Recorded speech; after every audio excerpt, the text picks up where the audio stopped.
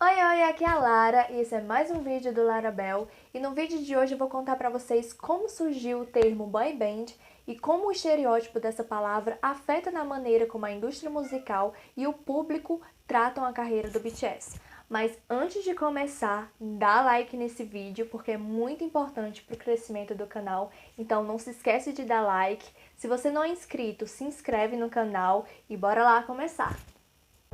Boy band, também conhecida como boy group, é formada por um grupo de cantores do sexo masculino que estão por volta da adolescência, da faixa etária dos 20 anos, e apesar de existir algumas exceções, a maioria dos membros de boy bands não tocam instrumentos como uma banda, e eles se apresentam através do canto, da dança, mas o que é irônico é que boy band significa literalmente garoto de banda.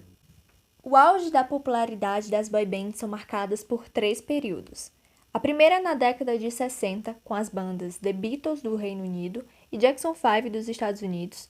A segunda entre a década de 90 e o início dos anos 2000, com artistas como os Backstreet Boys e NSYNC. E a terceira fase foi ainda no início de 2010, com a One Direction, e atualmente nós temos o BTS. Mas vocês já pararam para pensar por que esses grupos que são tão diferentes entre si são definidos pelo mesmo termo? Até porque os Beatles tocavam instrumentos e cantavam. A One Direction só cantava. E o BTS canta, faz rap e dança. Então, para entender como surgiu esse termo e como ele afeta os dias de hoje, eu preciso voltar um pouquinho no passado para vocês entenderem. Os Jackson 5 não era considerado uma boy band, até porque o termo ainda nem tinha sido criado, e se trata de algo do século XXI, que foi criado como promotor de tendências musicais que tenta revolucionar o público adolescente. Os Beatles ficaram conhecidos como a primeira boy band, principalmente pelo fenômeno da Beatlemania, como era chamado o apoio e amor dos fãs. E é claro que para os fãs, chamar os Beatles de boy band é uma afronta a uma das bandas que revolucionou o rock and roll. Até porque esse termo geralmente é usado com conotação negativa pela mídia musical, com a intenção de desmoralizar os grupos musicais que não tocam ou escrevem as próprias músicas. Mas a gente sabe que nem todo grupo siga essas características negativas e mesmo assim foi definido como boy band. Eu vou citar dois grupos, os Beatles e o BTS. Começando com os Beatles, que não eram nada populares entre os críticos musicais, a crítica musical detonava eles, e um dos motivos que fizeram com que eles marcassem a indústria e deixassem de lado essas críticas negativas foram as decisões arriscadas que eles tiveram ao longo da carreira. Eles não se acomodaram em seu próprio estilo, tiveram composições que não eram apenas baladas românticas, a imagem foi formada com cortes padronizados e eles chegaram até a se tornar símbolo de movimentos hippie e da psicodélia dos anos 80. Anos depois, o BTS, um grupo sul-coreano de K-pop, começa a crescer mundialmente, quebrando barreiras culturais e linguísticas. E é importante ressaltar que o BTS não tinha uma característica importante para se tornar um novo sucesso, já que eles não cantam ou falam em inglês.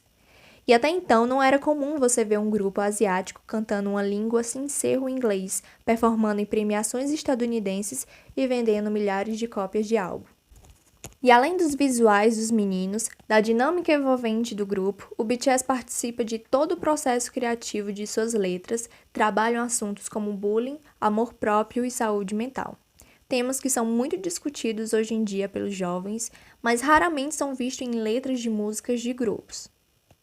Porque, mesmo depois de todo esse impacto cultural feito pelo BTS, o público e a mídia musical não tratam eles de maneira séria. Para mim é muito estranho pensar que 7 homens, que vale ressaltar já estão chegando nos seus 30 anos de idade, são tratados como meninos de 17 anos pela indústria ocidental. Os Beatles eram muito mais novos que o BTS quando começaram a fazer sucesso. E o Post Malone, por exemplo, ele tem a mesma idade que o Jimin e o Tae, uns 25 anos, 26. E você não vê o Post Malone respondendo perguntas do tipo: qual é a sua comida favorita? Qual a sua celebridade crush? O que você seria se não fosse famoso? E mal mencionando o trabalho e os feitos dele como artista. Eu sei que muita gente pensa que o BTS é novinho, tem uns 17, 18 anos de idade, mas não é bem assim. O mais velho tem uns quase 30 anos e o mais novo, se eu não me engano, tem uns 24 anos. E todos eles já têm 8 anos de carreira.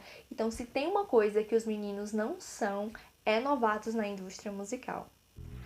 E esse tipo de pergunta e tratamento aconteceu com outras boy bands, mas a diferença é que conforme foram amadurecendo, tanto pela idade quanto musicalmente, o tratamento da mídia e do público mudou e eles foram levados mais a sério, como por exemplo Beatles, que hoje em dia é referência como músicos e compositores.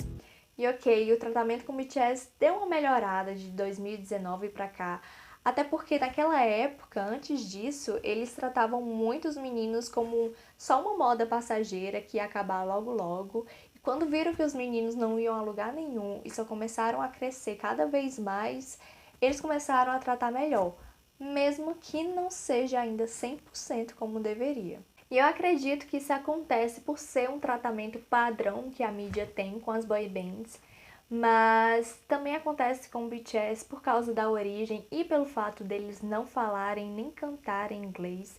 Então acabam estereotipando e vendo eles apenas como meninos bonitos, fofinhos, que sabem dançar e não veem eles como artistas, compositores e produtores como realmente são.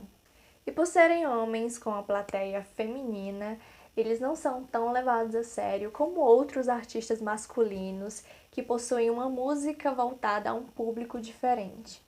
Até porque não é novidade, né, gente, que tudo relacionado à mulher se torna fútil diante dos olhos da sociedade.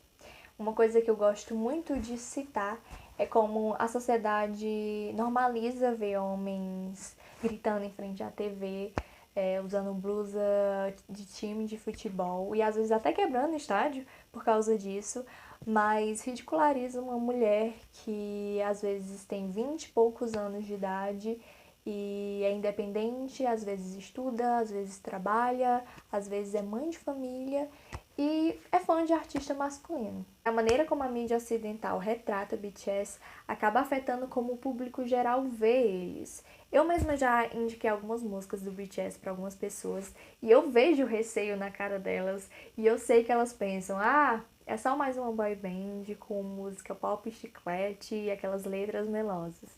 E esse receio em torno da definição de boy band acaba afetando e afastando as pessoas de conhecerem o real trabalho dos meninos. Gente, as letras dos meninos têm sido tão importantes que eles foram chamados para discursar na ONU. Eu lembro que quando saiu Map of the Soul 7 e teve a performance no programa do Jimmy Fallon, muitas pessoas que não conheciam o BTS ficaram impressionadas com o nível de performance que eles entregam e com a diversidade musical. E muitos comentários que tinham no YouTube eram de pessoas dizendo que não tinham a curiosidade de conhecer eles antes, justamente porque pensavam que eles eram só mais um grupo que tinha letrinha boba. E uma coisa que eu tenho prestado bastante atenção recentemente é que a mídia tem chamado o BTS de banda ao invés de boy band. E a impressão que me dá é que quando eles começam a usar o termo banda, é justamente para fugir do estereótipo de boy band e deixar o grupo com uma imagem mais séria. Podem prestar atenção que nesses artigos importantes que estão saindo sobre eles, da crítica, estão começando a chamar eles de banda. E se os Beatles foram pioneiros como boy band, o BTS aperfeiçoou e elevou o significado de ser uma boy band. E com certeza vão ser lembrados e referência para outros grupos no futuro da música. E eu vou ficando por aqui, obrigada por assistir o vídeo, se inscrevam no canal, ativem as notificações para vocês receberem aviso quando sair vídeo novo e até o próximo vídeo, beijos, tchau!